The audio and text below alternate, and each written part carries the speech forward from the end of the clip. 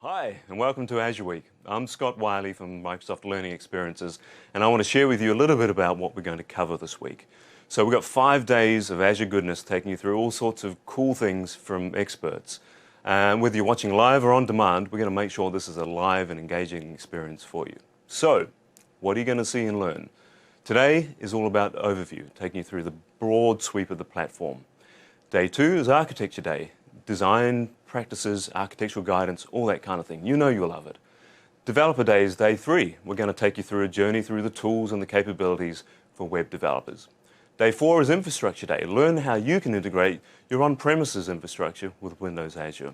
And Day 5, well, that's Devices Day, and that's about the Internet of Things and how you can connect devices of all kinds to Azure. So behind the store is Scott Guthrie, Corporate Vice President of Windows Azure, and he's ready to kick off and lead you through this journey. So sit back, relax, and enjoy. Thank you.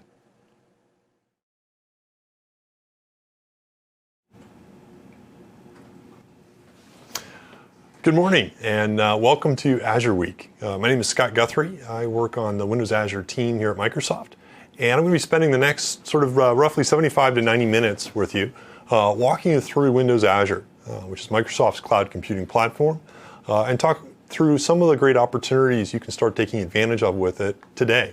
So we're going to see kind of a broad overview in terms of what it's providing, a whole bunch of demos showing off how you can use it. Again, hopefully leave you with, after the end of this talk, a pretty good understanding of what are some of the things that you can do with it and what your appetite to attend some of the other great sessions that we're going to be having here this week. Or if you're watching after the fact, they'll be available online to download. So with that, let's go ahead and get started. So again, my name is Scott Guthrie. I help run the Windows Azure team. Again, what we're going to do is spend a little bit of time walking through what is Windows Azure and how you can go ahead and start taking advantage of it. So what is Azure in a nutshell? Well, basically, why should you even care about Azure? At a high level, Windows Azure is Microsoft's cloud computing platform.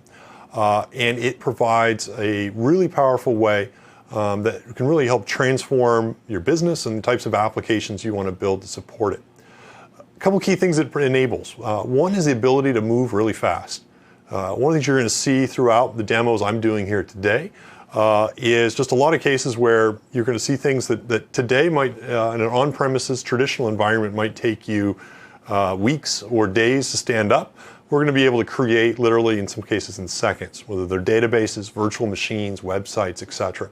And this ability to instantly spin up the resources you need, the ability to have pre-built services that you can leverage, basically just makes development a lot of fun and enables you to move really, really quickly.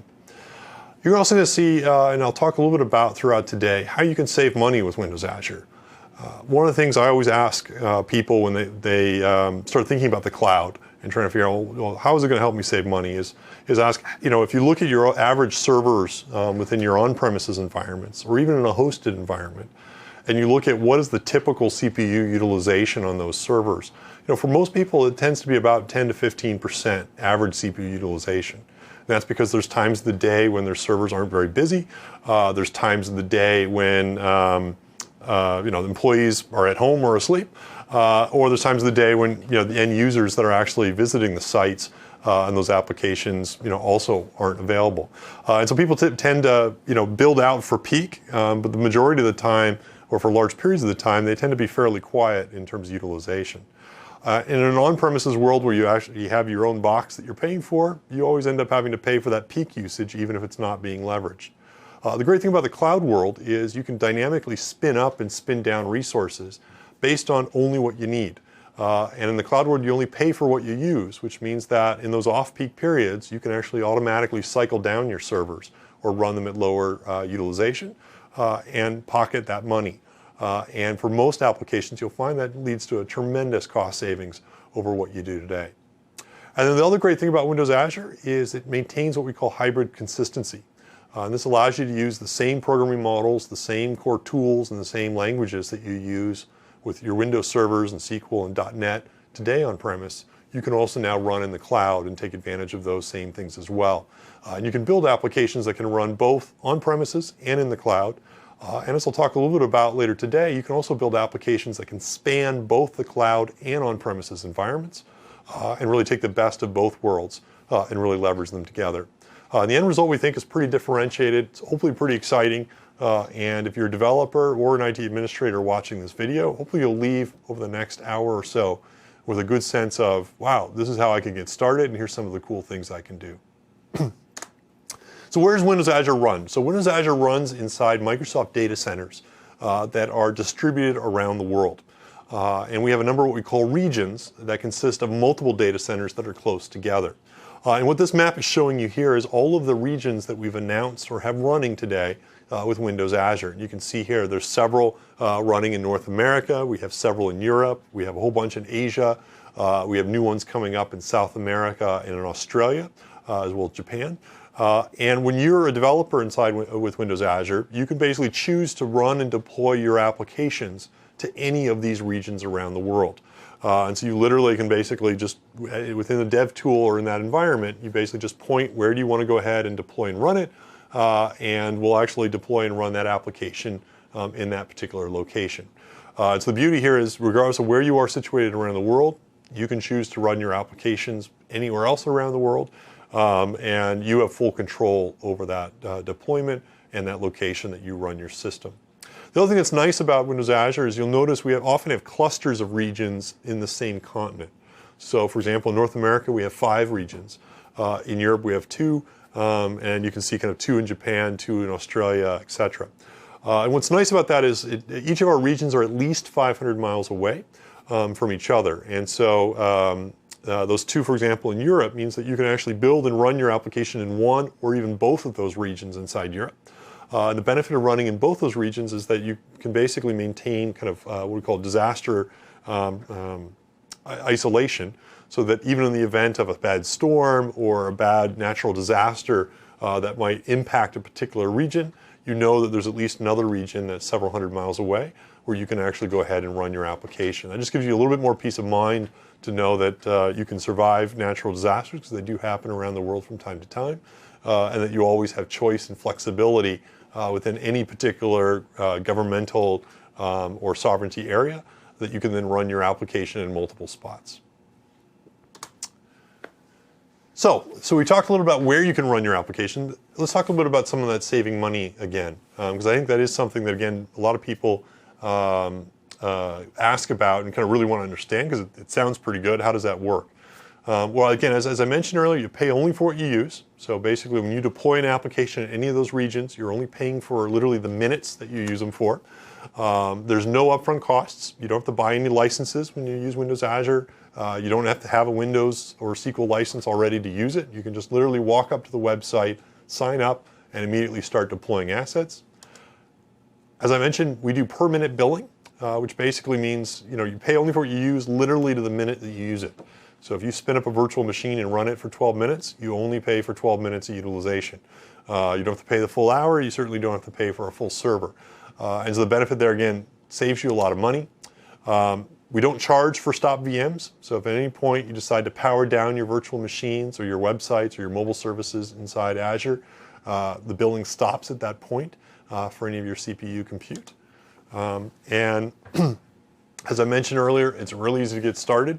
And since we've talked enough already, let's actually dive into some demos, and actually let's take a look at it in action. So what I'm going to do here is escape out here and go into my other machine,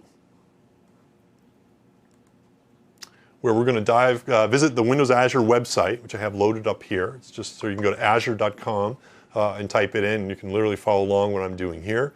And basically, our website, we talk a little bit about some of the things that we provide and some of the differentiation we have. We have a nice documentation center that you can visit later, and it has a nice SDK sections for different languages and tools. So you can see we have SDKs, great SDKs for .NET, Visual Studio, a really good tutorial that helps you get started that you can walk through step by step in order to build applications. So a pretty easy way to get started. And you can learn about pricing, and you can download the SDKs and other things throughout the website. What I'm going to do right now is actually visit our free trial page and actually sign up for a free trial. And to do that, I'm just going to go ahead and click this free trial link. And you can see here, I got a simple page. I can just go ahead and click this Try It Now button and walk through signing up for Azure. And it takes only about a minute or two to do. Once you do that, you basically get a free 30-day account on Azure that you can use across any type of resource. We basically give you $200 worth of Azure resources that you can then go ahead and spend these credits of $200 on any resource inside Azure. So you can create virtual machines, websites, databases, etc. Everything we're going to show you today, and in fact this week, is all live and inside Azure today. And so literally just by doing this free trial, you can sign up and you can immediately start doing it yourself. Now I'm already signed up, and so one of the things that you can do if you're signed up, you just click this portal link at the very top of the website, in the top right. And once you do that, it's going to sign you into our admin console, or admin portal. This is what it looks like right here. And it's a browser-based UI that lets you manage and see all the different types of resources that you've created and you're already using inside Azure. And so when you first sign up, it'll be blank. You can just go ahead and click this new button in order to create a new resource. You'll notice here I have a whole bunch of resources that are already created, and they're just populated inside this list. Well, I'll tell you what we're going to do is let's go ahead and kick off and create some new things and walk through them here inside our portal. So I'll start by going to the new button here. This is how you create new resources inside Azure. And you can see I create a website, virtual machine, mobile service. We've got databases, we've got caching servers and media streaming and a whole bunch more. And we're going to walk through a lot of these different resources throughout the day. I'm just going to kick things off though with something simple, which is a new virtual machine. And I can either use a gallery, which gives me kind of a nice view of a whole bunch of images and a whole bunch of advanced options that I can use. And you can see here we've got images for Windows Server. There's a whole bunch of SQL images that I can use, including the new SQL 2014 if you just want to try that out. SharePoint, BizTalk. You can, in fact, if you're an MSDN customer, you can install and use Visual Studio 2013 inside a virtual machine. We also then have Ubuntu OSs. We've got CentOS, we've got SUSE, we've got Oracle, including databases and app servers. All of these images are available, and you can just go ahead and literally click one and walk through a wizard to do it. You can walk through this sort of more advanced wizard through the gallery, or if you just want to do it super simple, just use the quick create option that's available inside the portal here. So I'm just going to call this SkyQ Test. Looks like I've already used that name, so SkyQ Test 99. I can pick the image I want to use. I can choose the size of the virtual machine I want to create. So I could just start off with a single core image there. And then what I can do is just add a password that I want the virtual machine to have. I can pick now where in the world I want to deploy it. So let's deploy it in the east half of the United States. And just hit create. And that's literally all I need to do in order to spin up a new virtual machine in the east region of the United States. And basically within about 3 minutes, our virtual machine will be fully provisioned. And I'll be able to go ahead and click on it, log in, and start to use it as a full administrator on the system. Now, just so we don't have to wait those 3 minutes, I'm just going to go ahead and click on a virtual machine I created earlier called VM0 here. And so you can see I've launched into the portal. The nice thing about once you create a resource in Azure is we give you a bunch of diagnostic information about it. And so you can see inside this view here, I can see the CPU utilization of this virtual machine, the network, the disk I/O that's happening within it, all within this nice, easy to use dashboard. So it makes it really easy to kind of understand what exactly is going on. I can also click this monitor tab where I can add a whole bunch of more metrics to the dashboard. And so I can kind of see exactly what I want to do and configure it. And those will all surface directly inside this view. I can shut down the VM or reboot it, or you'll notice here I have a nice little connect button, which is what I'm going to click right now. And when I click this, it's going to download a remote desktop or RDP file. I can go ahead and hit open. I can then log in using whatever username password I've set up earlier on that virtual machine. And what you're going to see here in just a second is this VM0 virtual machine that I created earlier, we're now remote desktoping into, and I'm now an admin on that box. And so this is basically a virtual machine running inside Azure with Windows Server 2012. And I'm a full administrator on the machine, so I can install anything I want within it. I can go ahead and install SQL or SharePoint or IIS or any custom things I want.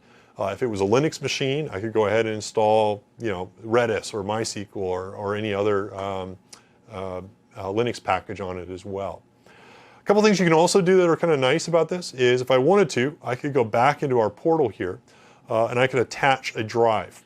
And so you can see I can attach an existing disk, or I could just go ahead and say I want to attach another empty disk to this virtual machine. You can pick and say I want it to be 500 gigabytes in size. And if you just click OK, it'll go ahead and provision for us a 500 gigabyte volume that'll then get attached as a device into that OS. And once you do that, you can then go back into your virtual machine and just format it like a regular NTFS volume if you're in Windows, or an ext volume if you're on Linux, and mount it as a device. And then again, you can store anything you want within those drives. All of the data and all of the drives and storage that you use within virtual machines in Azure are persistent, which means even if you reboot this virtual machine, the data will still be there the next time it reboots. So again, very easy way for you to create a virtual machine, remote desktop into it, attach any drives you want to it. A little bit later on, we'll talk about some of the networking options that we have as well. And so you can attach network, you can configure DNS, you can do all those things, basically using the same types of skills that you have today to manage virtual machines on premise. And again, you can do it for both Windows as well as Linux. So we'll close this out here, but you can see, again, a pretty easy way you can go ahead and take advantage of this virtual machine and do whatever you want with it. Last couple things I'll just mention before we click back into slides is you can click this Configure tab. A couple things you can do that are neat on this Configure tab is you can configure the size of the virtual machine that's run. So we created that virtual machine. In fact, if you look, that virtual machine that we just kicked off is still deploying, it looks like. But once it's deployed, remember we configured it to be a small VM inside that quick start menu. If I wanted to later change the size, I can just go into this Configure tab and I could say, hey, I want to run on an 8-core system. And all you need to do is just hit save.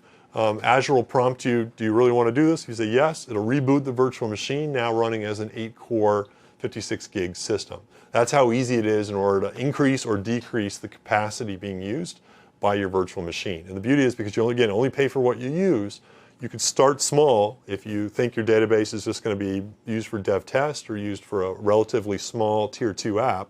As it becomes more popular and you realize, hey, I'm starting to peg the CPU more, you can just go ahead and steadily increase the amount of CPU or the amount of memory available to that virtual machine. And you're only paying for the cores and the memory that you use at any particular minute. And so you only have to pay again for what you actually need, as opposed to have to over provision the virtual machine up front. That's a nice feature that Windows Azure provides. Again, makes it super easy for you to go ahead and scale basically only as you need to and save a whole bunch of money by not over provisioning. So we're going to go back to our slides now. Let's talk about some of the other cool features we have with virtual machines and what you can take advantage of. So, to summarize again what I talked about earlier in terms of capabilities here, you can run both Windows and Linux with virtual machines. So you can basically use whatever OS you want. You can run anything inside those virtual machines you want, so there's no restriction on what software you use within it. You can install any database, you can install any app server, you can install any framework or any language. And you can run these machines standalone, meaning they're each a unique machine with their own IP address on the internet. Or what you can do is you can take advantage of a cool feature we have called virtual private networking and some of the other networking kind of capabilities that we provide built in. And this allows you to take these virtual machines, put them together, and actually have an application that consists of multiple machines with a bunch of cool advanced options. Let's talk about a couple of those that you can take advantage of. One of the things that we hear from a lot of customers that they want to be able to do is be able to take multiple machines and stitch them together and enable what it's called load balancing across them. And we have a cool feature called load balancing that's built into Azure, and we also have a cool feature called availability sets that enables you to run those virtual machines in a highly available, reliable way. And I'm going to spend a little bit of time in this graphic talking through how you set that up, and then we'll look back in the portal and how you configure it. So let's talk about each of these features separately. The first one here is called an availability set. And the idea behind an availability set is it allows you to deploy your virtual machines in Azure and run each of those virtual machines on separate what we call fault domains or isolation units. And so, for example, if I have 2 or 3 virtual machines, I might want to make sure that they're each running on separate physical servers so that in the event of a server failure, I wouldn't lose all of my virtual machines at once. And this is a cool feature that's built into Azure. It basically means that you can create a virtual machine or 2 virtual machines, put them into what's called an availability set, and we'll make sure that we isolate them on separate physical machines, and we'll make sure that we even have 2 separate top-of-rack routers available, so that even if we lose the network or there's a hardware network failure, we can still preserve and make sure that at least some of your virtual machines are still up and your application can remain unaffected. We then have load balancing support, so that you can go ahead and configure a single IP address to the outside world and make sure that the traffic to that IP address is distributed across those virtual machines, across your availability set or across your Azure regions. The benefit about that means is, if one of these servers fails, the load balancer will automatically take it out of rotation, so it stops sending traffic to it, and your other machines can still handle the load. And better yet, Azure will then spin up another instance of your virtual machine on a completely separate server, and then bring it back into the network rotation and continue along. And that ability to do it kind of for you all automatically is kind of a nice feature that we have built in, and enables you to kind of build much more available and reliable systems. So how do we configure that? Well, let's go back into our Azure portal. Setting up load balancing, setting up an availability set is really easy. All I need to do to create an availability set here is I just go to the Configure tab of a virtual machine, and you'll notice I can create a new availability set, or if I already got one, I can add this virtual machine into it. And so you'll notice here I've got a VM0 and a VM1 virtual machine. If I go back here, you can see there's VM0, there's VM1. I can click into each of those, and just again, by going to the Configure tab, I can add them into this web server availability set, and I just named web availability set. If I had database servers, I could add them into a database availability set. And just by doing that and hitting save, this will now make sure that my machines are in separate availability sets. And that way, if I have a server failure, only one of those 2 virtual machines should ever be affected. Even if I have a network failure, only one of those 2 virtual machines should ever be affected, and the other machine will be up and available and working just fine.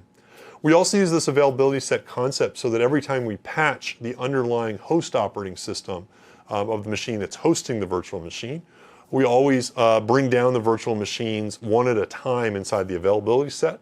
So you never have to worry about, if we're doing, say, a patch update, ever bringing down both virtual machines simultaneously. So again, this is a nice way you can add high availability into your system.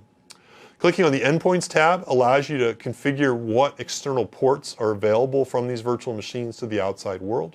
And so if you want, you can add a new endpoint or port that you want to configure. I already have an HTTP one that's loaded, so let's just click Edit on that.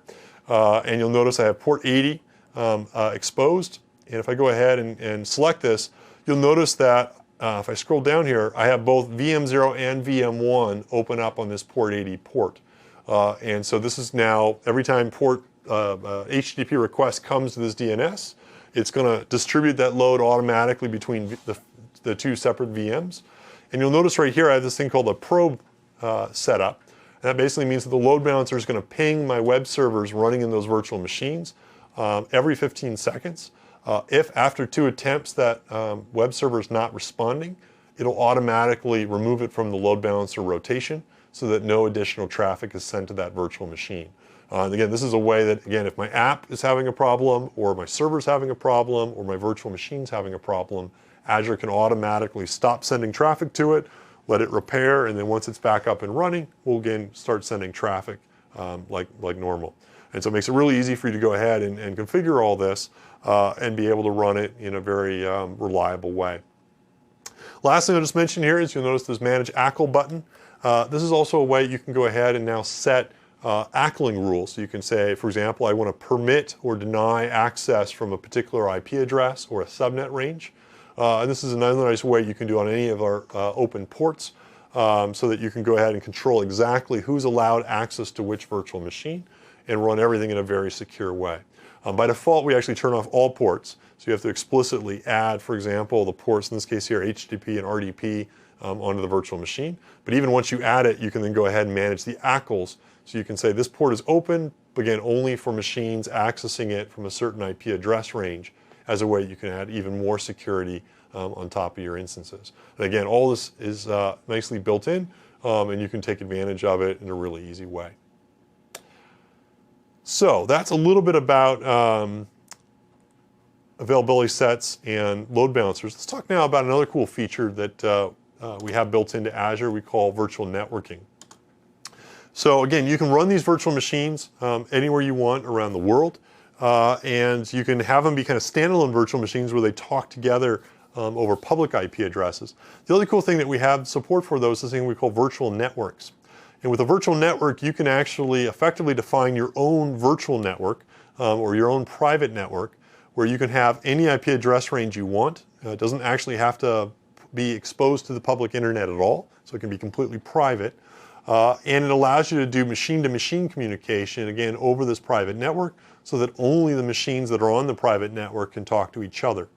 This is great for kind of security scenarios where you want to go ahead and have like your web servers talk to your database servers and make sure your database servers don't have to be exposed on the public internet. It's also really great for cases where you want to go ahead and connect the machines you're running inside Windows Azure to your on-premises corporate network or some other data center around the world where you're already running machines. And what you can basically do is create a virtual network inside Azure.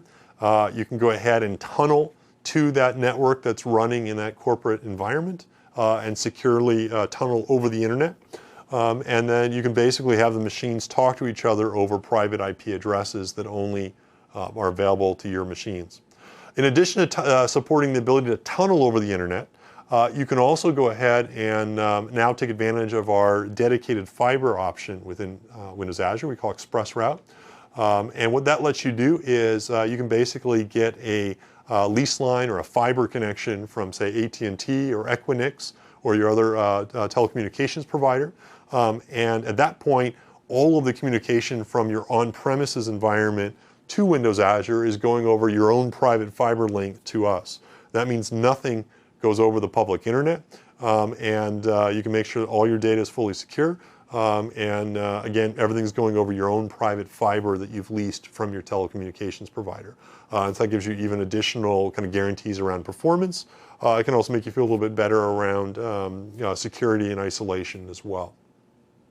Now for this virtual network capability though, and you can try out this virtual network all using the trial that you sign up for. This one doesn't require private fiber. Again, you can use the private fiber if you have one, but most people don't get private fiber for the first 30-day trial.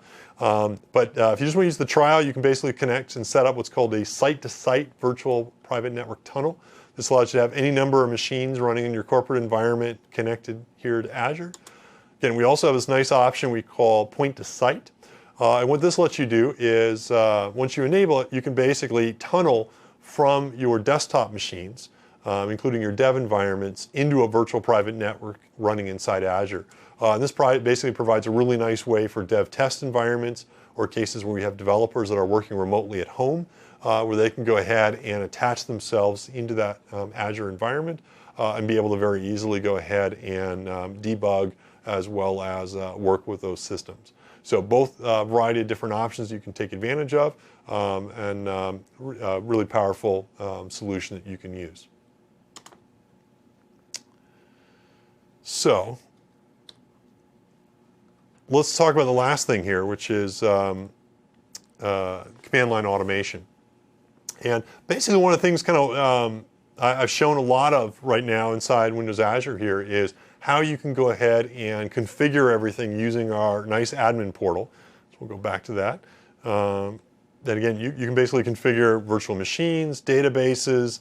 We talked about virtual networks. Let me just go ahead and click on this virtual network tab here. You can see I can go into my virtual network, and in the same way I can see my virtual machines, you can see I have a virtual network defined. I could create a new one just by saying new virtual network, quick create, and define one. I could add machines to it. Again, I can configure certificates. I can do everything through the portal, which is a really great way you can go ahead and just sort of explore and learn about all the different features that we have. But one of the things I want to make sure you also leave knowing is that everything you do through the portal, you can also do from the command line as well. And so you can fully script everything as well, so you don't actually have to have any human interaction to change any of these things, and you can fully automate it so that at a later point you can immediately reproduce exactly what you've done over and over again in a repeatable way. And there's a variety of different ways you can do that. One is through PowerShell. So you can see here I've got a simple little PowerShell script where if I wanted to, I could go ahead and say, let's create a set of virtual machines. They're going to use this VM image. I'm going to have them be part of this web availability set. I'm going to have, say, 2 or let's say 20 virtual machines added to it, each of size small. And you can see here, I could basically, with this little for loop, just go ahead and create a new virtual machine. I could then go ahead and once it's created, tunnel into it. And you'll notice here in this PowerShell script, I'm going ahead and installing IIS and configuring it with the inet pub directory all set up. And so literally, in a matter of just a couple lines of PowerShell script, I can go ahead and fully configure a web farm of 20 virtual machines, all running an availability set, all with a load balancing endpoint set up, all configured based on a custom Windows VM image with IIS and whatever application I want within it. And I can just kick off the script, and literally in a matter of minutes, I've got my web farm completely configured. In the same way, I could go ahead and create new IIS VMs, I could create SQL databases, etc. Everything inside Azure can be configured this way. And what's cool is, if you go to the Windows Azure website, visit our documentation center, in addition to having a whole bunch of documentation for our language SDKs and by service, you'll notice there's this little automated script section. These are popular scripts that we have already pre-written that you can visit, or you can visit our script center to find out more scripts available there. And so you can see if I want to create a virtual machine with 2 data drives, that's one popular script. Go ahead and click it, and you can see here we've got the script that you can check out. You can copy and paste it or download it. And it makes it really easy to do common operations, or what I commonly do is just download the script and then tweak the settings and combine them so that I can basically automate everything myself. And again, the scripting center makes it really easy for you to figure out how to do all this stuff, and you can visit and start using it on our Windows Azure website today.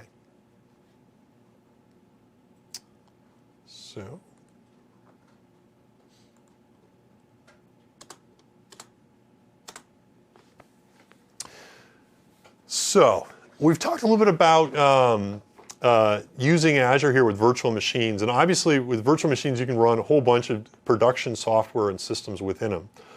You can go ahead and run a public website, you can run a database, you can do a bunch of things. The other thing that's kind of cool about running with Windows Azure though is the ability for you to also go ahead and use these virtual machines for what we call dev test scenarios. And so this is cases where you want to basically spin up a virtual environment that you're going to go ahead and use for with Visual Studio or with any other language environment in order to go ahead and remote desktop, run and develop and test your apps. So you could use these for build servers or integration servers if you want to run your tests. You could run them for stress tests, perf tests, pretty much anything you want. You can go ahead and spin up these virtual machines and use them for those types of environments. A couple of things that are cool about Windows Azure is that every MSDN customer, if you're an MSDN subscriber, gets free Azure benefits that you can take advantage of. And basically what that means is that when you sign up for Azure, if you sign up using the same Live ID or Microsoft ID that you have associated with your MSDN account, you don't need to use a credit card, you don't even get asked for a credit card, you can immediately sign up to Azure. And what we do is we basically give you 2 nice benefits. One is we give you big savings off of the standard VM rates. In fact, up to 97% savings over the standard rates. So it's the cheapest way to run virtual machines, far cheaper than Amazon or Rackspace or any other cloud provider out there. We also then give you what are called MSDN credits that you can then, which are additional dollars that you can then spend on any Azure resource. What this basically means is if you're an MSDN professional customer, you get $50 of credits a month. If you're a premium customer, you get $100 a month, and if you're an ultimate customer, you get $150 a month. And that's enough where, for example, if you're a premium customer and you get $100 a month, you could spin up 3 virtual machines and run them 24/7 for roughly about 25 days of the month, or 16 hours a day for 31 days of the month. You could run up to 500 web apps plus a SQL database, all at no cost every single month. And these credits get paid out to you every single month, and you can basically spend them on anything you want within Azure. So they could be virtual machines, they could be Hadoop clusters, they could be databases, media streaming, you name it, you can go ahead and take advantage of it. And so it's definitely something to leverage if you're an MSDN subscriber. It makes it a lot easier for you to go ahead and build applications. And the great thing is if you're an MSDN subscriber, you already have these free credits that you're getting. You might as well take advantage of them. So the other thing that's kind of cool is once you're inside the Azure portal, at any point you can click this little credit status at the top, and it'll tell you exactly how many of your MSDN credits are remaining. So it makes it really easy as well for you to go ahead and tell, how many hours have I used, or how many of those dollars have I used each month, and how many days are remaining of those credits before they're replenished. And if you want to, you can drill in and you can click and see detailed burn down rate of exactly how much of those credits that you've used. So it makes it really easy again for you to go ahead and start using your services. You'll notice here I have an MSDN account. All I have to do is just click at the top of the portal and the credit status. It tells me I've got $87 worth of credits remaining this month. And in 18 days, I'll get another $150 that I can then go ahead and spend on anything I want. So it makes it, again, a really easy way for me to figure out how much I have remaining. There's never a surprise bill. And if you're an MSDN subscriber, by default, we enable what's called a credit limit, which basically means that if you ever burn down through all of your credits, we'll make sure that we never bill you for any overages. We'll actually just suspend the account until the next cycle by default. And so again, you can sign up, you don't need a credit card, and you never have to worry about ever getting a surprise bill at the end of the month because we basically guarantee that we'll never bill you. If you want to, you can turn that off and you can use additional services on top of the free credits that you provide, but that's optional. And if you do turn it off and you want to take advantage of additional services, we also have a cool feature that any customer that uses Azure can now take advantage of, which is called email billing alerts. And so you can also set it up so that if your bill ever goes above a certain amount, say $25 a month, we'll automatically email you a notification that says, hey, you're approaching your limit, or you've hit that $25 limit, just want to let you know. So again, you can also set up these automated alerts. So again, there's never a surprise at the end of the month with what your bill looks like. So definitely take advantage of that if you're an MSDN customer. Again, you can sign up and immediately start using this today if you already have a Microsoft ID associated with your MSDN account. If you're an organization where your employees don't get the actual Microsoft ID associated with your MSDN benefit, and instead you just have a central administrator within your enterprise that signs up for MSDN and just gives you the MSDN software directly. One thing you can also do is ask them to go into the MSDN benefits portal, and they can now assign an Active Directory username to each MSDN subscription. And so you could be Microsoft/ScottGoo, might be your Active Directory name if you were me. And what that then lets you do is you can actually go and still sign up for Azure now using your corporate account. So I could sign up as ScottGoo at Microsoft.com as opposed to a Hotmail or an Outlook.com live ID. And I'd sign in using my Microsoft password. And at that point, then I'd have a corporate account with Azure that was still tied to my MSDN benefits. And the benefit there is it means that from your IT perspective, all their employees are logging in using the same Active Directory username password that they use for their on-premise systems.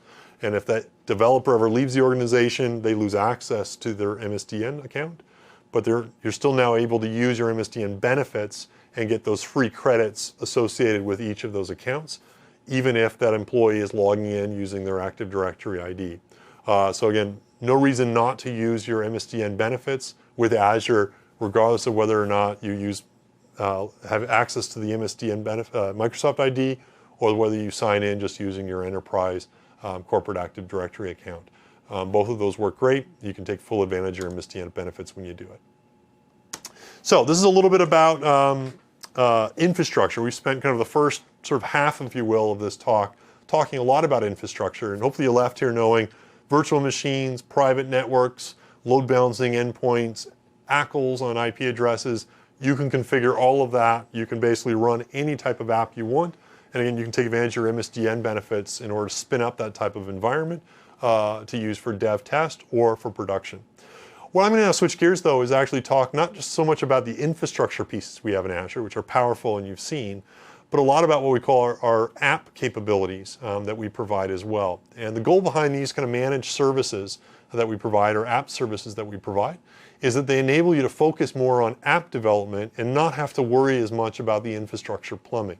And so in this world, rather than have to spin up a virtual machine that you deploy a database into, as an example, I could just go ahead and create a managed database using Azure, where we're taking care of patching and hosting that database for you automatically. And you can focus much more on the app and your app development experience, where you just go ahead and consume that database and let us do a lot of that administration work for you. And what's great about Azure is we have tons and tons of these built-in managed services that you can take advantage of. So they could be databases, they could be Hadoop clusters, they could be storage accounts, they could be caches or content delivery network or CDN edge locations, directory servers, BizTalk services, media encoding, web app, and mobile hosting. All of these are features that exist today with Azure. And we're going to walk through just a couple of these over the next 45 minutes or so. And I think you'll leave going, wow, this makes development a lot easier. And the great thing about Azure is you can combine these things and use them standalone. You can combine them with virtual machines. And so you can choose to have infrastructure, to have these managed services. You can have just infrastructure, just managed services.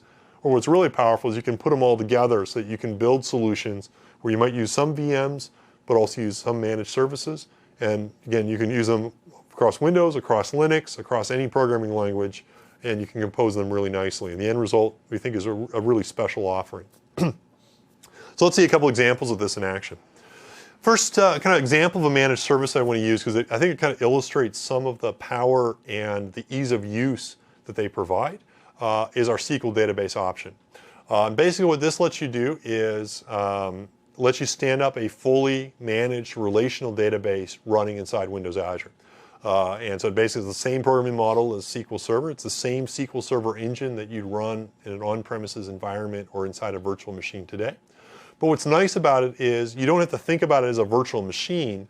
Instead, you can think of it as a service where we're doing the patching for you, we're doing the backup, we're running antivirus, all the standard things that are best practices to run on top of a database. And we cluster the database for high availability reasons. And that basically means we're running it across multiple physical servers. So again, even in the event of a drive failure or in the event of a server failure, we can basically make sure that your database is still available and is still ready to use.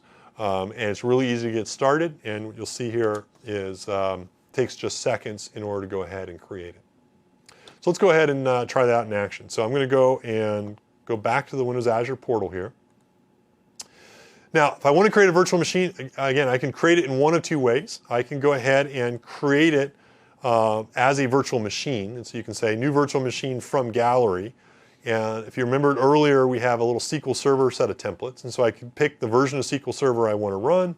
And I could choose, what size virtual machine I want it. And I can give it an admin password.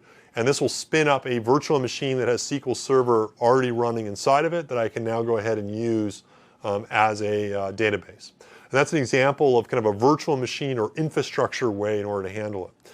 Now the benefit with that is I have full control over the database. So I can put anything I want inside that database. I can manage that virtual machine however I want. The downside though is I have full control over that database, which means I'm responsible for backing it up and doing all of the kind of DBA activities that you'd expect on top of that virtual machine. But it's still a nice option to have. What I'm going to show you now is how to take advantage of our SQL database service option, which is another way you can go ahead and spin up a database. Instead of clicking Compute Virtual Machine, I'm just going to go ahead and click Data Services SQL Database. And I can do a custom create option, or in this case here, I'm just going to do a quick create. And I'll just call this the ScotGoo TestDB. Name it whatever I want. I can choose which server I want to run it on, so I'm just going to run this in the West US region. And I'm going to go ahead and hit create. Now before I hit create, think to yourself for just a moment, like when you create a database today, or ask your IT department to create a database for you, how long does it take before they spin up a server that you can go ahead and use this database within? Does it usually take hours? Does it take days? Does it take weeks? Does it take months? For a lot of enterprises, it typically is at least a couple days. Sometimes it's a couple weeks in order to actually spin up a database that you can go ahead and use. And you got to fill out forms, and sometimes you have to buy licenses, and you have to do a lot of kind of back and forth, sometimes bureaucracy, in order to do it. Now, if you're a developer using Windows Azure or you're an administrator using Windows Azure, you can literally just click Data Services SQL Database, click Create. and then just click the create button. Let's count how long it's going to take now. So 1 1000, 2 1000, 3 1000, 4 1000, 5 1000, done, 5 seconds. That's literally how long it took us to do. We now have the ScotGoo TestDB database created, and we're now ready and we're in business. So literally 5 seconds, we now have a database. This has the database loaded. This is all ready. You'll notice here, here's my server. If I click on the dashboard view, just like you saw with virtual machines earlier, we have a nice little dashboard view. Because I'm focusing as this is my service view though, instead of showing you, disk I/O and how much memory is being used, instead we're actually focusing on a very much more of a database view of this infrastructure. So you notice here we've got, we'll show you how many deadlocks have happened, how many failed connections, how many successful connections to this database. So just the stuff you need to care about as a database user or administrator. I can grab my connection strings to start programming against it. And you'll notice we've got .NET, OWC, PHP, and Java available. Basically I can click this manage link, or I can connect to this using the SQL Server Management Studio that I'm already familiar with and use on-premise. I can now manage that database as well, this database we just created, using those same set of tools. Or if I'm a Visual Studio user, I can also connect to this database from the the Visual Studio Server Explorer. And that's how easy it is to use. Literally in a matter of seconds, I've got a database fully provisioned, and I'm off to the races and ready to go. If I later want to scale this database to make it bigger, I can just go click on the Scale tab here, and I can choose what edition of the database I want to use. So right now it's a 1 gig database. In the web mode, I'm going to go up to the business database and make it 150 gigs. We'll go ahead and hit save. 1 1000, 2 1000, took 2 seconds. And now that database is now 150 gigs in size. And usually when I show people this, I was telling someone last week, and they said, well, what just happened? It's now 150 gigs? Or is that a ticket to ask someone to increase it? No. We just scaled it to be 150 gigs. It's now ready to be used. It's 150 gigs. That wasn't queuing up some work item. That literally was all the work that was necessary in order to make this database now 150 gigs in size. If I want to scale it back down and realize, oh, I don't really need it that big, just go ahead and hit save. And again, in about 2 seconds, that database is now 1 gigabyte in size. Because you only pay for what you're using, if you just keep the database at 1 gig for right now, you're only going to pay for a 1 gigabyte database. If in a couple months you need 150 gigs, you can always scale up the database as you need it, and you only pay for what you use. And so that again translates into a whole bunch of cost savings over what you get in a traditional hosted or on-premises environment. What's also nice about the SQL database option is it does not require you to have a SQL Server license. So you don't have to buy a SQL Server license. You don't already have to have bought one or have to use one. You literally can just go up to Azure, sign up, use your MSDN credits, or if you're not an MSDN subscriber, you can basically go ahead and sign up for the free trial. Create this database. You don't pay anything during the trial. But even after the trial is over, you don't have to pay much. A 1 gig database inside Windows Azure today costs you, I think it's about $9 a month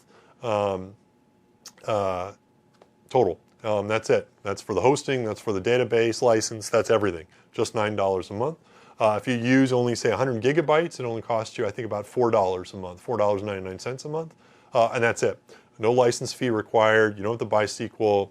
You've got a full database there. And again, as you use more data, you pay a little bit more, but it's fairly reasonable. And I think you'll find it ends up being much more cost effective than any other type of database hosting solution that you might find elsewhere. And that's how easy it is to use. So, that's sort of just one example, as I kind of mentioned, talking about some of these managed services.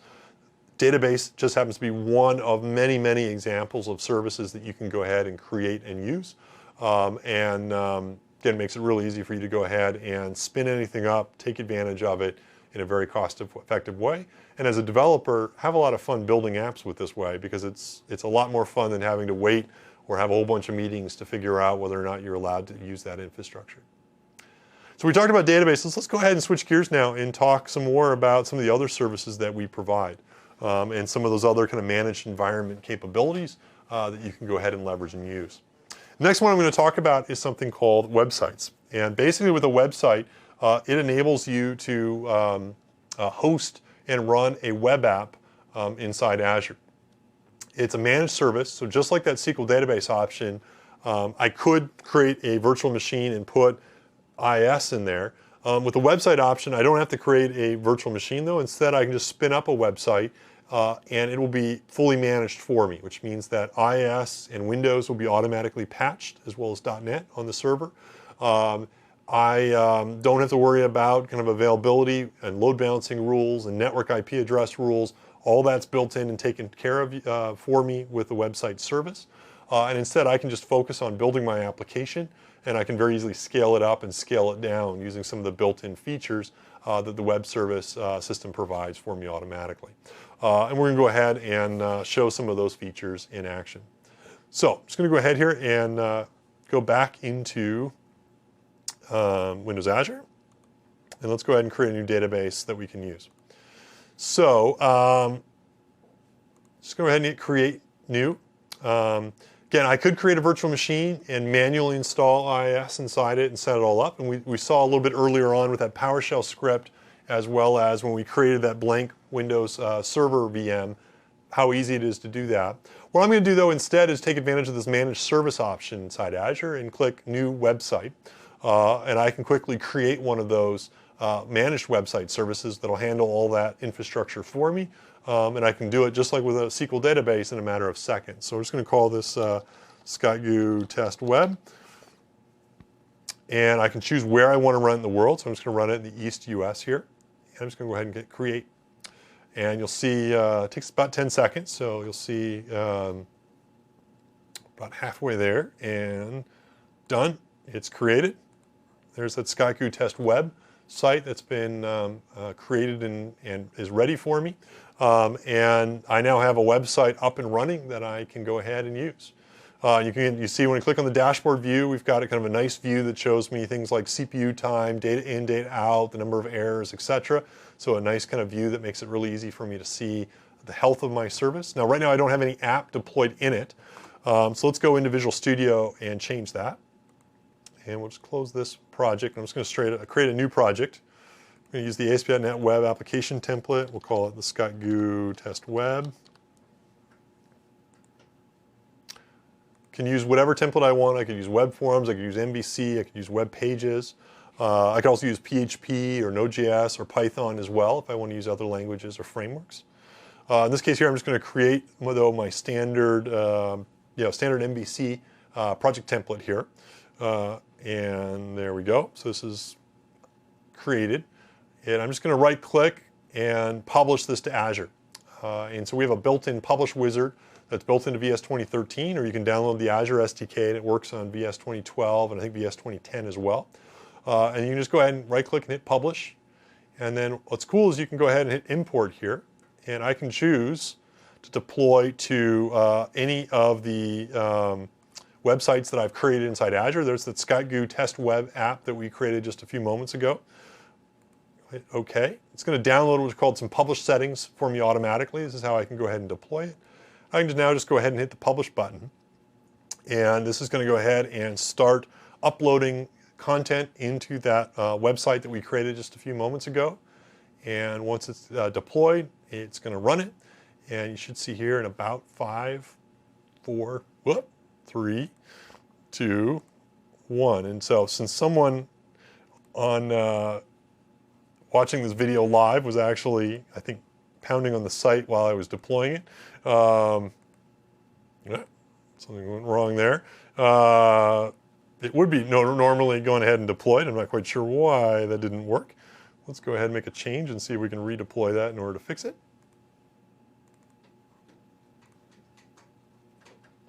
I would just say another change.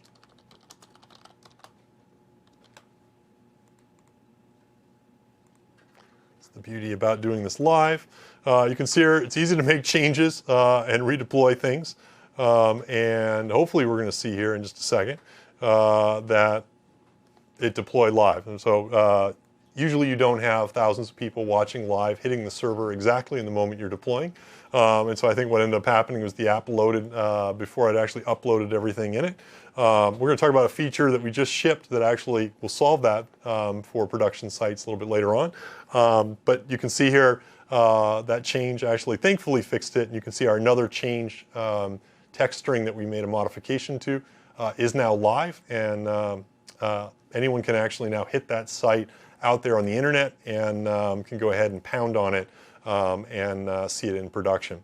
And what's great is if I go back and now visit my website and my dashboard view, you'll notice here, yep, in fact, I am getting an awful lot of requests happening, and I can get kind of this nice real-time view that's actually showing how many people are actually hitting the server at any point in time. That updates at a 1-minute granularity.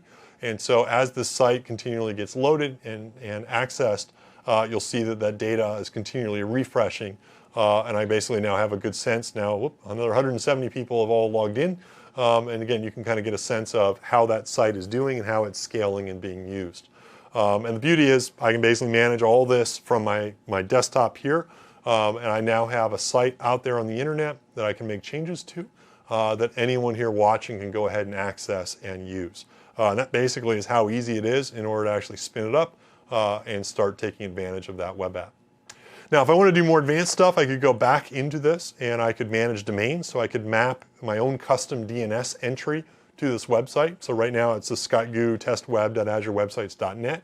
But if I wanted to, for example, I could go ahead and set this up to be, mycustomdomain.com or .co.uk or any other extension that you wanted to. And you can configure that. We also let you configure SSL endpoints. So if you go ahead here and click the Configure tab, you can go ahead and configure and manage SSL certificates. So if you scroll down here, you can upload an SSL cert, and it can either be an IP address-based SSL cert, in which case you'll get a unique IP address for your site, or it can be an SNI-based cert. SSL cert, in which case you can actually pool multiple SSL certs on a single IP address. Both of those are supported. And again, you can bind and configure all that in a really easy way. You can enable diagnostics, which we'll talk about how to do in a few minutes, and set all that up. You can enable what are called monitoring endpoints, which we'll also look at in just a few moments. What that lets you do is you can actually set it up so that this website gets pinged from a variety of different locations around the world, and we can send you automatic notifications and email anytime your site's having problems or appears down. So you can go ahead and configure that in a really easy way. You can manage and connect your connection strings, and they'll be encrypted for you. Change your default IS settings and documents, change your managed pipeline, you can turn on WebSockets, and a whole bunch more. So all this stuff's really easy for you to go ahead and configure and enable. And again, you can do this all within this nice little dashboard. It looks like we've got 514 users have already tried hitting this site. So we're already starting to take a little bit of load on top of this system. So let's talk a little bit about some of the cool capabilities that this provides beyond just sort of basic web hosting, and how we kind of think this differentiates a little bit as a service and some of the neat offerings that it has built in. So a couple things you can do. So one is, obviously, I showed a fairly easy way for you to go ahead and do publishing to it. A lot of people often ask, well, what's happening behind the scenes? Is there virtual machines running, load balancing? How does that work? Well, the nice thing about this website service is it looks really easy to use, and it is really easy to use. You basically just create a website, deploy something into it, and away you go. What's nice about it is behind the scenes, though, is it's doing some pretty fancy stuff for you automatically. And it's enabling you to run kind of a site that can run in high scale, and that you can really throw a lot of load and usage at in a high availability way. And what I'm going to show here is just a simple example of kind of what is happening behind the scenes when you're using this website service. So basically, let's say I deploy using Visual Studio or maybe a PowerShell script a new app or new website. This is going ahead and copying it for me onto the appropriate web servers. And behind the scenes, when I created a website, there's a set of virtual machines that are allocated to that website that I can go ahead and use. And so just by deploying it inside Visual Studio, this automatically did all the web deploy settings for me and made sure that that .NET app, in this case, was deployed on top of virtual machines that were ready. It then also wired up a load balancer. And so now when browsers type in the DNS entry, rather than go directly to the virtual machine, it actually goes through a load balancing layer that's also managed by the website service. And what the website service will do is automatically route that request to a virtual machine and then go ahead and send the response back to the user. What's nice is if a whole bunch of traffic comes to my site, the load balancing layer inside the website service can automatically direct that load balanced traffic to a variety of different machines. And so I can scale out my website to run across any number of VM instances that I want to basically have. And if I ever have a server failure, the website service will automatically remove that machine from rotation, spin up a new virtual machine for me, and start sending traffic to it. And the benefit there is I always have high availability. I always have a load balanced infrastructure so that I can scale out my work. And I always have server monitoring enabled so that if I ever have a failure, either software or hardware of a virtual machine, all of the retry and all of the load balance rotation logic is built in for me.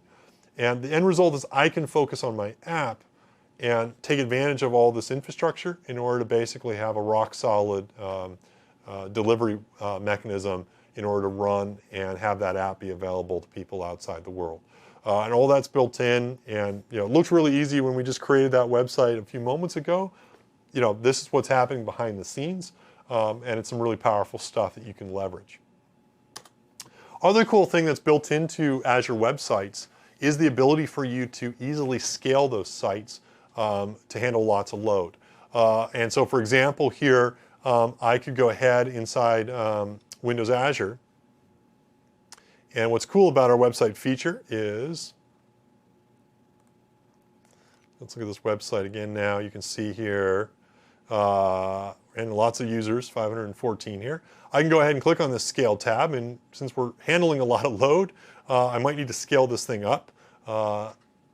And so you'll notice here I can basically run in what's called a free mode, in which case this is running with very minimal capability. I can run in what's called shared mode or what's called standard mode. And when I run in standard mode, I can basically choose what size VM I want to run this in. So in this case here, I could say I want to run in a small VM size or medium or large. And I can choose how many instances I want to run this in. And so I could say I want to run this on 3 virtual machines, and all I have to do is hit save. And at that point, it will automatically scale out my site to run across 3 virtual machines. So really easy way I can scale up or scale down my number of virtual machines to handle whatever type of load that I'm actually receiving. Now the other option we have, which is pretty cool, is the CPU option. And what that lets you do is you can actually auto scale your virtual machines to basically scale up and scale down based on the actual load that your site is seeing. So for example, if I wanted to, I could say I want to run this on at least 2 virtual machines and up to 7 virtual machines at any given point in time. And I could basically say I want to try to keep my memory usage or CPU usage between 30 and say 69%. And all I need to do is hit save. And once I do that, it's going to go ahead now and scale out this virtual set of machines for me in order to handle that. And what this means now is if I want to, I can basically automatically spin up these virtual machines based on my CPU load. And you can see here enough people are hitting this site apparently on the video that I actually now have 3 virtual machines running. So I'm apparently getting an awful lot of traffic. Basically, this is just going to automatically start scaling up if my CPU is ever above 69%, and just keep adding virtual machines into rotation up to 7 VMs, because that's what I've configured as the max. After the show is over, my sense is my traffic is going to scale down or is going to drop quite a bit. As soon as my CPU goes below 30% for a period of time, we'll start turning off virtual machines down to 2 VMs, which is what we've configured to be the minimum at all times. And so literally just by hitting save there, I can now scale up and I can scale down my virtual machines automatically and handle any amount of load. And the beauty there is, again, it's I basically I'm only paying for what I'm actually needing. And you can see here, we even tell you in the portal, hey, because I'm running right now 3 virtual machines, I've saved up to 57% by setting up this auto scale rule. And the great thing is that auto scale rule is just a built-in feature of all standard-based websites. And so if you're running in reserve mode or standard mode with Azure, you basically get this feature as a built-in capability, turn it on, and you can start saving a whole bunch of money by doing it. And the beauty here again is as your site gets hammered or hit quite heavily, you can go ahead and automatically scale up and scale down the traffic you need. You can see our site is starting to go crazy in terms of traffic, which is great. The beauty is my simple auto scale rule is going to save me a bunch of money and make sure that I always have server capacity available in order to use. So that's a nice cool feature that's built into websites. Another cool feature that's built into websites that we just shipped last week that you can now start taking advantage of is something we call staging. And this is a pretty cool feature. And it actually would help with the problem that you saw a little bit earlier on where I tried deploying that website while I had hundreds of people hitting that URL apparently. And my site was in a partially deployed state where half the files had been deployed and the other half hadn't. And that's why we saw that little error message as the app was loaded while it was in that intermediate state. And what staging lets you do is it lets you set up for any particular website a staged version of the website that you can use in order to actually prop your content into, test it out, and then swap it into production in an atomic way so that users never see an intermediate version of the site. And setting up's really easy. All you need to do is just click this Enable Staged Publishing button. This is going to go ahead now and create a new website that'll be paired up with this ScottU test website. And if you click it here, you'll notice it just shows up in the portal underneath the main website. And if I go ahead and click on this, you can see this staged version of the website will show up in just a second. And it basically gives me a view so I can kind of see what I can go ahead and use. So I can click on, the ScottU test website here. We'll skip that. This is that production version. And then again, I can go back and click here on the staging version of the site. And once I do that, I can go ahead and click on the dashboard view, or I can click on the scale view, and I can configure and set up this website in order to deploy settings within it. And all I need to do at any point, whoops, keep navigating away, but all I need to do at any point in order to swap these things is just go ahead and click the swap button. And so I can deploy stuff into my staged website, test it out, and then swap it into production and go back and forth between the two. And again, provides a really easy way that I can go ahead and deploy things, test it out, swap it, and make sure that no one is ever seeing that site in an intermediate state. And that's how easy it was to create. If I swapped it right now, you'd see a blank site, so I'm not going to, because apparently I have now another 1,000 users that have signed up and visiting the site. But that's how easy, if I wanted to swap it back and forth, I could do it. Provide a really easy way you can make sure that your site's always available, and that you can go ahead and very easily manage it and coordinate it in a simple way. Other cool features that we have now built into websites that I should mention while we're here is this cool feature called Web Jobs. This is another neat feature that we just deployed last week. And basically with a web job, you can go ahead and upload a background task into your website. And so this provides a way you can upload it as a zip file and run this job continuously. It can be a little exe file or it can be a script. And this is a really nice way you can run background tasks that, for example, pull things off of a queue or hit Twitter to download feeds that update in a database so that you never block your main web UI. And the nice thing is you don't have to have a separate VM in order to run these tasks. You can now just upload them into an existing website, or you can just create a separate website and upload it there as well. And you can now run these background tasks as well. And all that's nicely built into the website model, and as a feature you can just take advantage of in a really easy way within your system. So we've talked about a whole bunch of these features: scaling, scale out. We've talked about the staging, production swap feature, web jobs, etc. Lots of really cool features you can take advantage of with websites. And generally we find the website feature tends to be one of the most popular features that people use with Azure, just because it just simplifies making web hosting really easy. And more importantly, it enables you to kind of take advantage of powerful features like autoscale, like staging and production, so that you can actually not only make it easy, but you can really do really powerful stuff with it. And that's where this next kind of set of flow I want to talk about also comes into play. And it's called our DevOps workflow. And what you'll find as you're kind of building for the cloud is now that you can spin up resources really easily, now that you can deploy things really easily, you can actually start to change your overall development workflow as well. And what you can do with this development workflow, it ends up being pretty powerful. It lets you basically, with DevOps, basically develop, deploy, operate, and learn in a continuous cycle potentially multiple times throughout the day. So some people in a traditional world would deploy an app maybe only once a week or once every couple days. In a DevOps workflow, you can actually be deploying live multiple times a day, sometimes on every single check-in or every single build that you actually do of your site.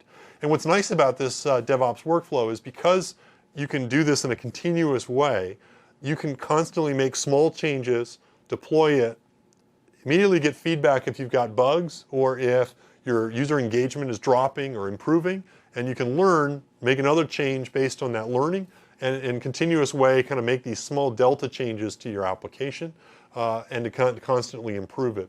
And the nice thing about having those small changes is they basically allow you to learn very quickly, really focus on the value within your application, and get immediate feedback as to whether or not your assumptions about features or assumptions about that value really pan off. If you build something you think is a really cool feature but no one ends up using it, you'll find out immediately. And you can figure out, oh, let's make it more discoverable or invest more in making it, people find it more. If you find a lot of people using the feature and then they abandon it, you know, wow, either we got the feature wrong or maybe that wasn't what people wanted. And again, you can choose to make your investment in your features in a much more accurate way.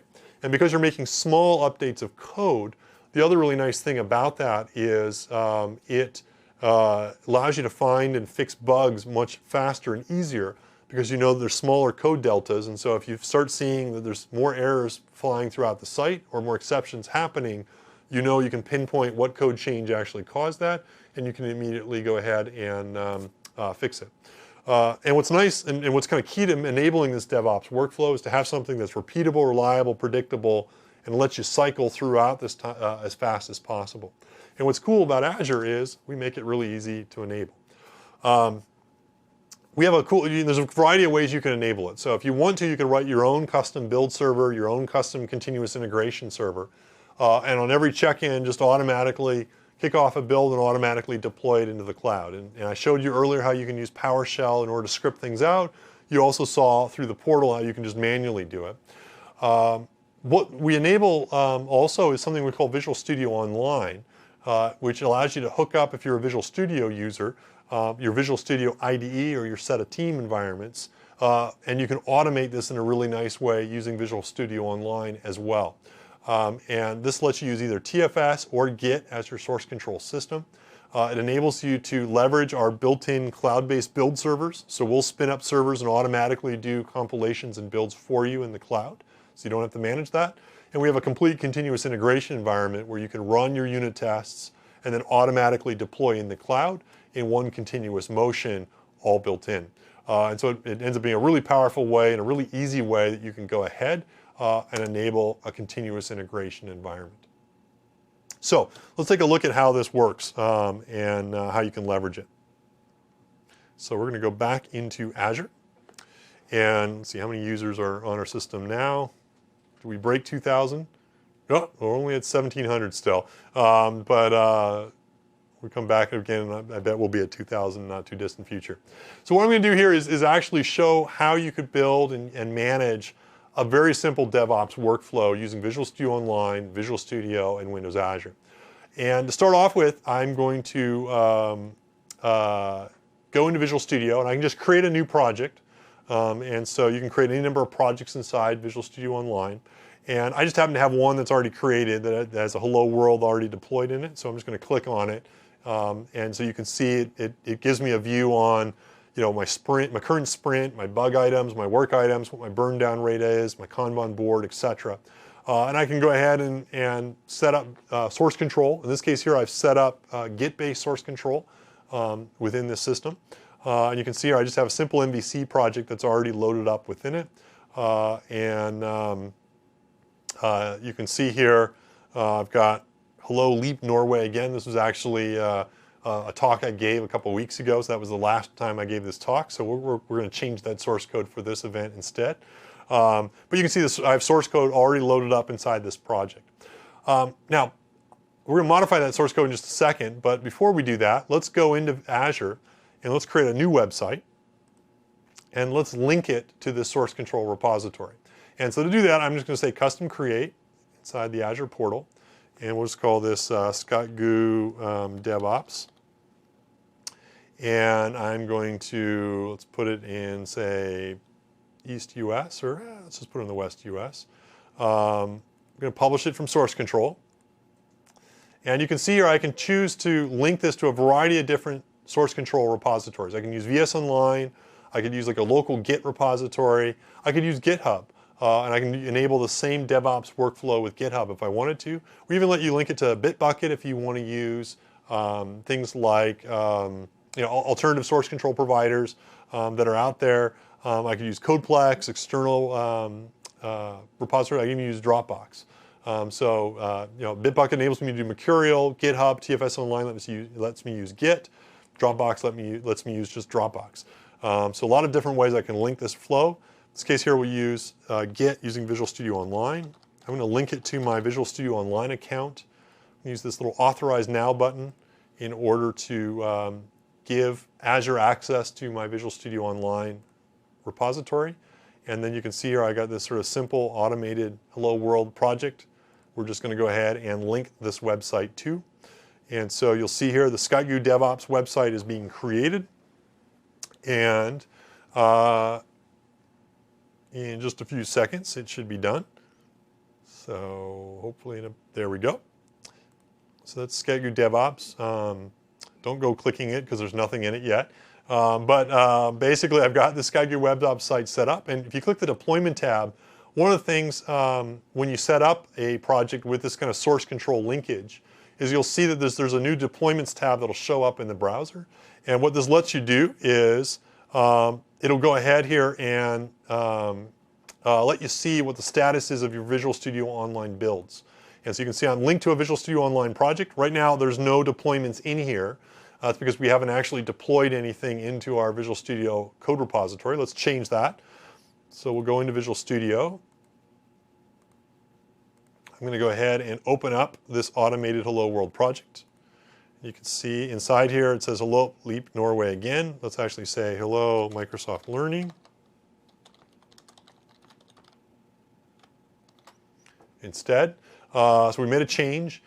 I've enabled Git on this project, and I'm using the built-in Git source control tools that are now part of Visual Studio. And you'll notice inside my Server Explorer, it's basically marked this file as changed. So there's a pending edit. Just go ahead and right-click Edit, and I'm going to right-click and I'll hit the Commit tab or Commit button, and it'll launch me into the Team Explorer window. I'm just going to say Changed Text. Commit this locally. So I've just committed this change to my local system. I'm now going to go ahead and sync this up to my Visual Studio Online project. So I just go ahead and hit sync. This will merge the changes I have in my local box with the ones that are in the hosted online. If I go back into Visual Studio Online here and just hit refresh on this particular file. And oops, if I click the file and hit refresh, you'll see Hello Microsoft Learning is now the source code that is live in that VS Online project up in the cloud. And if I click on the Build tab here, one of the things you'll notice is I have the ScottGoo DevOps CD build definition that's been created for me. This was automatically set up for me when I went ahead and linked my website to that online repository.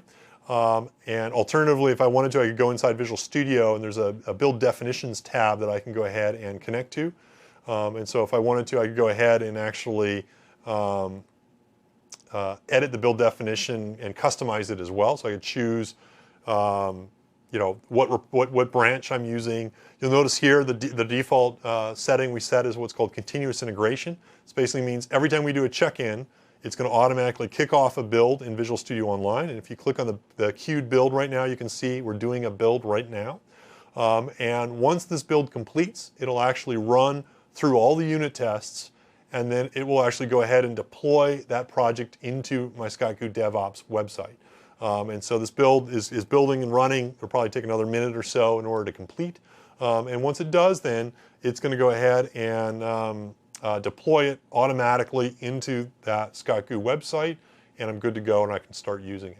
In this case here, I'm deploying it live into the SkyGoo website. We could use that staging feature I talked about a few minutes ago to instead deploy it into the staging site. I could do a last minute check on it, making sure that the build looks good, and then push the swap button and flip that staging site live into production, at which point I have a completely automated workflow for check-ins to do builds and unit tests and to deploy into staging on Azure.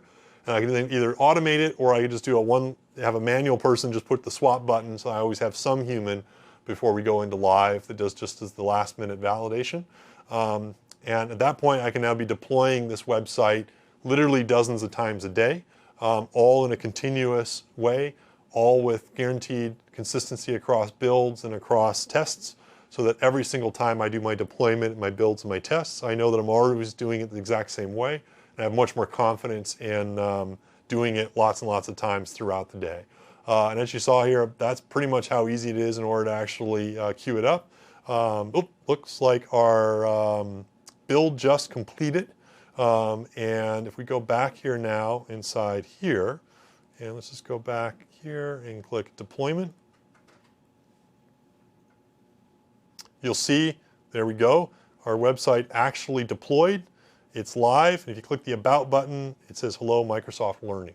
And so literally that was how easy it was in order to set up this website using a free Azure account. So it looks like a lot of people are hitting it right now, so you might actually run into at some point that I've exhausted my free quota. But I set up that website, I linked it to my Visual Studio Online Git account. I went ahead, made a change in Visual Studio, pushed it to my Git account. It did a build, it automatically deployed it, and that deployment is now live in production.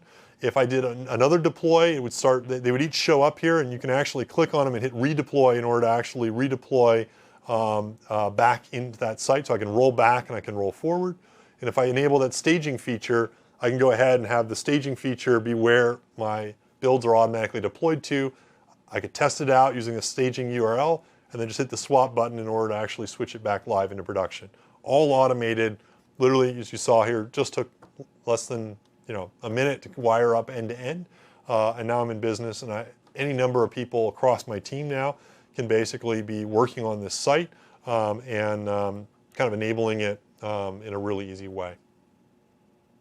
Other things in terms of cool features I could take advantage of. I mentioned this DevOps flow. You want to get this nice cycle where you're developing, deploying, operating, and learning. One of the things I always say about learning is, running a live service or running a live system is a little bit like the game of Frogger, in that if you've got good, and if you've ever played Frogger, you're going to have to get this little frog from the near end to the far end of the game without something hitting you.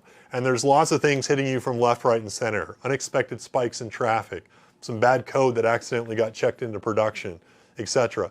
If you get good diagnostics, though, at least you know what's happening and you can figure out how to hop from around to around. Without good diagnostics, it's sort of like playing Frogger in the dark, and it ends up being really, really hard. And I think for most applications that people build, whether they're on-premise systems or they're ones hosted in a hosting account, one of the trickiest things is often figuring out and getting insights into what's really happening in the system, so that when something goes wrong, you can immediately figure out what the problem is and diagnose it in a really easy way. And one of the things that's nice about Azure is we basically not only let you develop, operate, and deploy apps into production, but we also have really good logging and telemetry features that make it really easy for you to go ahead and actually understand what's happening in production after you actually went ahead and deployed it. And I'm just going to walk you through just a handful of features, since we're running out of time, that you can use in order to do that.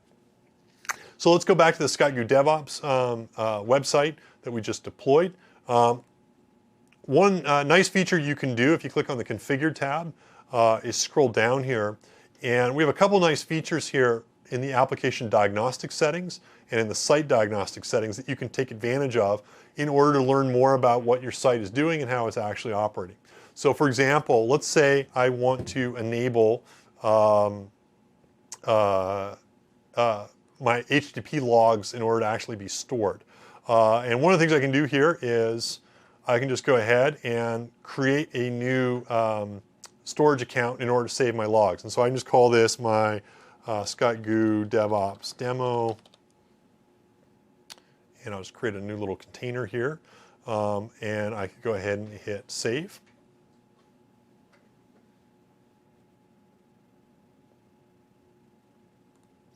And what this has gone ahead and done is it has basically just created for me inside my Azure subscription. And you know what? I just realized let me configure that on a different site that's in the East US region. And I'm going to do that only because otherwise I'm going to have to enter my password, and I don't want to show it in front of all thousands of people. So I'm going to enable it on the site we created earlier here. So I'm just going to go ahead and enable this storage thing here. Click Manage, and I have a SkyGoo logs already created here. So I'm just going to create a new container, and we'll call this SkyGoo logs demo. Hit OK here. We'll hit Save. And what this is going ahead and doing is it is basically gone ahead and it is going to create for me a new log container account.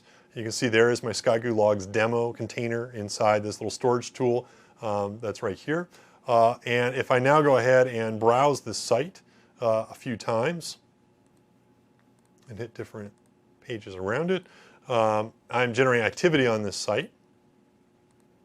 If I come back inside here and hit refresh, occasionally takes about a minute or so for this, the logs to show up. But what I'll see, oh, there we go, I just created it, is I can drill into this container, double click, and I can now, I'm seeing the HTTP logs automatically be uploaded. And you can see, oh, there's another one. And oh, looks like a few other people had that idea while I was doing the demo. And you can see I now have all the HTTP logs from this live website being populated inside that storage account into this text file. And so it's basically a really easy way I can now go ahead and see what's happening in terms of traffic on my site, who's getting failures, who's getting errors, etc. And that was literally how easy it was for me to just go into the website, go ahead and click and say, store these web server logs to the storage account. And I'm just using the storage tool in order to access it. And you'll notice here in the tree view, it is 2014, the calendar year. That's the month, January, the day, the 27th, and that's the 17th hour of the day.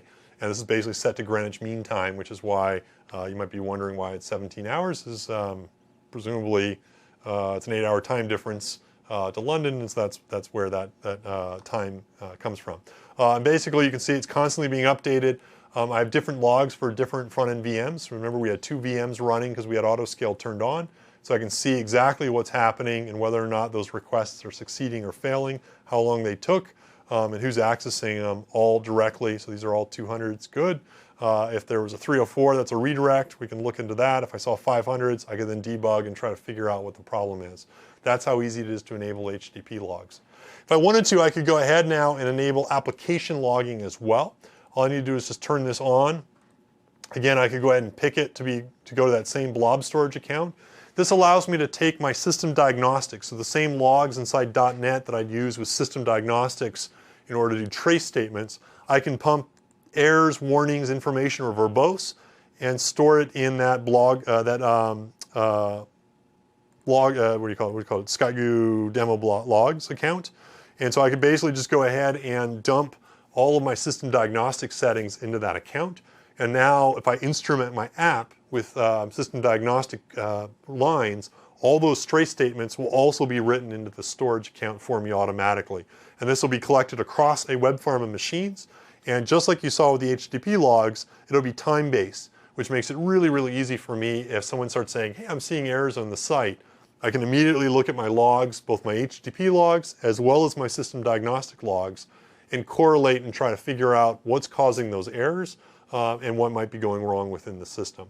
Other cool features that we enable, again, I could do outside-in monitoring, so I could set it up so that we could basically say, if we scroll up here, home page is up, we could say MSL demo, and I could basically say, hey, let's hit this site from San Antonio and from Chicago, and actually I want to do, I just type in the URL there, and then once I hit save, we'll constantly be pinging this site from multiple locations, and I can set up what's called an alert. I just need just the time. Let me just show you an existing one that already exists.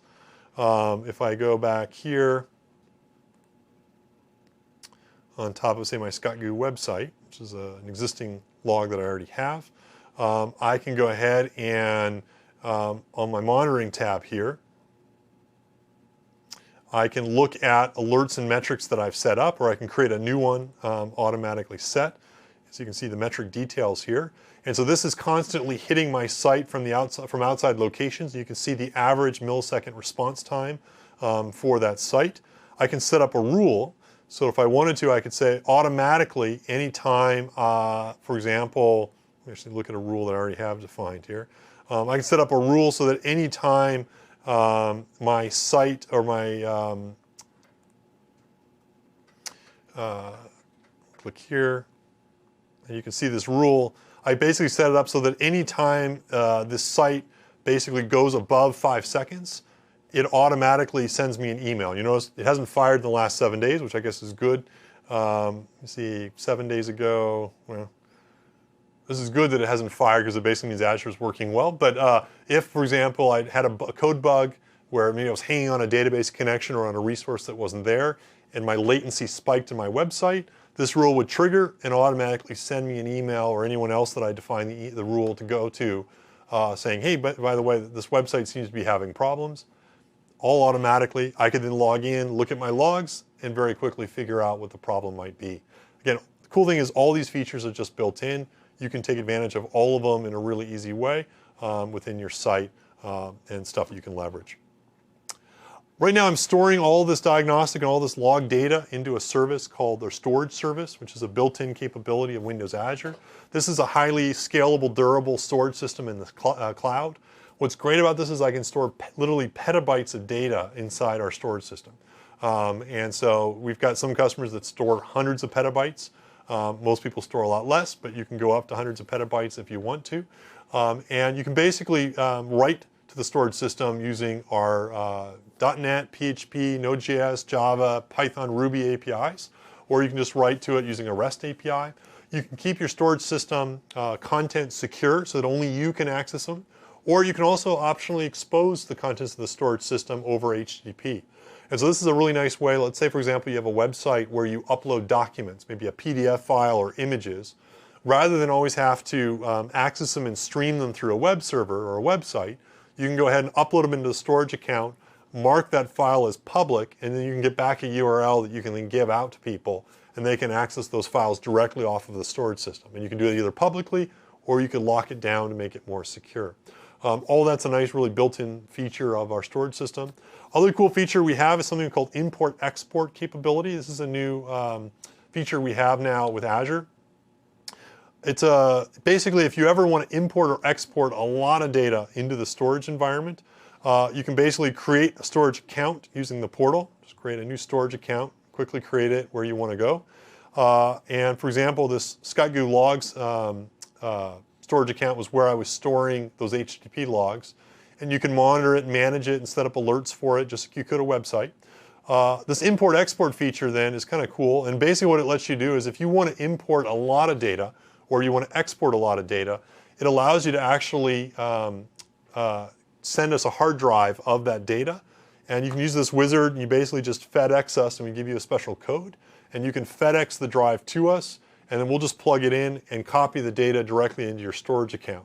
So if you've got terabytes or terabytes or petabytes of data that you want to ingest, this provides a really nice way that you can go ahead and through a hard drive without having to go over the internet, stick it on, encrypt it, send it to us in the mail, and 2 days later we can go ahead and have it live for you up there on the site. So if you're in a place where you have low connectivity or you don't want to saturate your network or you don't want to spend days uploading stuff, this is a really easy, really inexpensive way. I think it's $40 per drive. So you can put 4 terabytes on this drive and send it to us. And for $40, you'll have all that content uploaded and ready in the site. No additional charge, no bandwidth charges apply. Likewise, you can remove any amount of data from the site from your storage account as well. So again, if you want to do a lot of processing of data, you want to store a lot of data, it's really easy for you to import and export it directly from our system.